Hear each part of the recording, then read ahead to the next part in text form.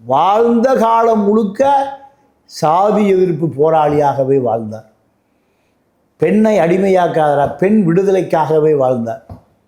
ஆனால் இன்றைக்கி பெரியாரை இந்த சைம பய திட்டான். நேற்று வந்த விஜயலட்சுமி புருஷன் கள்ளா புருஷன். அப்போது சீமானுடைய கட்சி கலைச்சிருக்க வேண்டாமா? சாதியை ஒழிக்கணும்னு சொல்கிறவன சீமா திட்டான்னா அப்போ அவன் சாதி வேணுங்கிறான். அப்படி தானே? சாக்ரட்டிஸை திட்ட முடியுமா? பஞ்சாபில் போய் பகவத்சிங்கை திட்டிட்டு சீமா வெளியே வந்துட முடியுமா?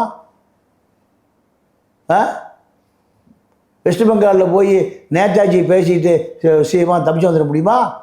இங்கே பெரியாரை பேசி தப்பிச்சு வரான்னா திமுக சீரழிஞ்சு போச்சு, அதிமுக சின்னாவனமாக போச்சு.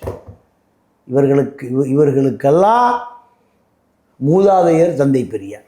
அவர் தானே இவங்க கட்சி ஆரம்பித்தார்.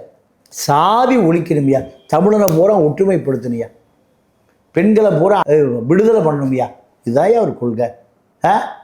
ஆனால் இன்னைக்கு பெரியார் இல்லாதவருடைய விளைவு கவின் கொல்லப்படுகிறான், இளவரசன் கொல்லப்படுகிறான். அநியாயமாக ஒரு உசுறு போச்சு. எத்தனை உசுறு? சாதி சாதி உன் என்ன கலரியா? என்ன எவன் உழைக்கிறவன் பூரா கீழ் சாதி, உழைக்காதவன் பூரா. இந்து மதத்தை எதிர்த்தவன் தான் இப்போ பறையர்.